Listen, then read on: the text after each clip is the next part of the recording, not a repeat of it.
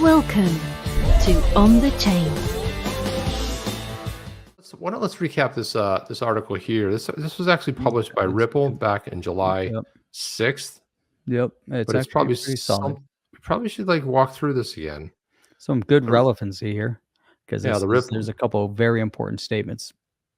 The Ripple drop, XLS-20 and sustainability through NFTs. This is a published. People are like, why are you doing old news? Because sometimes you got to go through and you got to refresh it. You got to like a refresher. You got to mini workshop it, kind of bring it present again. Sometimes people will say, why are you covering old news?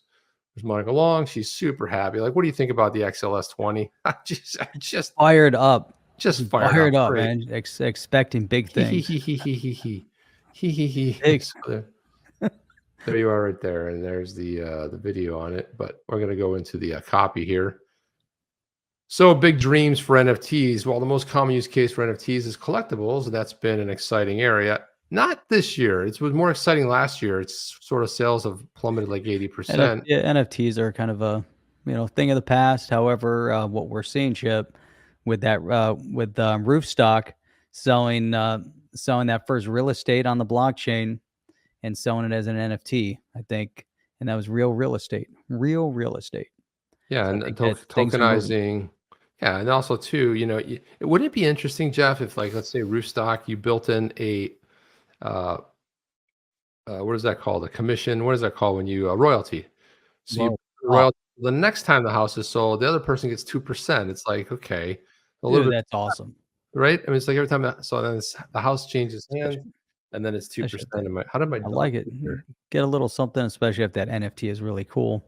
But things are really moving in a direction that are it's really exciting. Things are so different. But anyhow, let's go through here. There's one paragraph in there. I kind of highlighted it right in the keep right there. The XRP ledger, XRPL. You want to go through that one, I think. Yeah, that one right there. Hey, go ahead and read that one, Jeff. You want to read that one? All right, let's go through that one. We'll unpack this paragraph. Do we have an hour? The XRP ledger, the XRPL, has always been efficient in the creation of the exchange of tokens since its inception in 2012. I like that. Efficient in the creation and exchange of tokens. XRP Ledger was the first, underscore that, the first to enable the tokenization of any form of value on a blockchain. It was the very first. So this is super meaningful. It also introduced the world to the concept of decentralized exchange. Remember, the exchange wrapped into the XRPL. So this is the first to enable any kind of tokenization. So the rollout, Chip, of the XRPL, of the XLS-20, of this notion of being able to roll out NFTs on the XRPL, things are going to be moving. It's going to be really interesting. Yeah, it's really cool. And it's so funny because everyone talks about, DEX, decentralized exchanges, but very few people, even I think outside of the XRP community, actually know that the very first one was an XRP ledger. And that's really where a lot of that power comes from as well. So yeah, huge advantages to building NFT projects, including very low transaction prices. And that's the other thing that a lot of people they go to OpenSea, and to go ahead and mint an NFT, it's been super expensive. So people weren't that happy, especially when you started getting up into the Bored Apes, where they were, millions of dollars each potentially, or hundreds of thousands of dollars each. And all of a sudden, guess what? You get slapped on top of your investment in an NFT, this collectible. Then you also have this massive fee. So the whole idea is that transaction price is going to be very low, very, very similar to how cross-border payments, super low. Carbon neutral. XRP transactions are about a half a penny.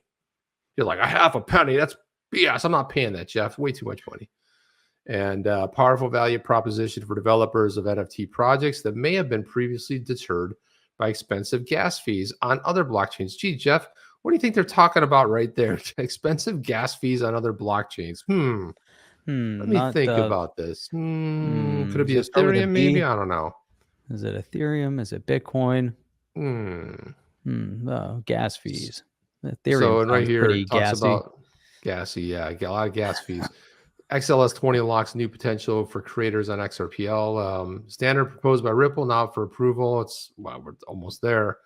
Creation of NFTs on the XRPL, very compact, efficient, reduces any negative impact to the ledger's performance, and avoids any congestion at scale. With the XLS-20, developers can create NFTs without the additional security risks and complexities, and therefore room for error that come with smart contracts, since XRPL does not require them to accomplish many tasks. So there's also a simplicity in this, Jeff. It's such a departure from Ethereum, with the high gas fees, the complexity of it. Think about over the past year, we've talked about the NFTs a lot, and trying to move into and acquire, an NFT for some of the online gaming, and you're forced to go through, and the gas fees, and trying to move Ethereum, trying to do anything within the space, extremely slow, extremely difficult, and extremely costly. Man, the XRPL simplifies everything. It just seems that way. Yeah, and also too, the features like minting and auctioning built right into the standard.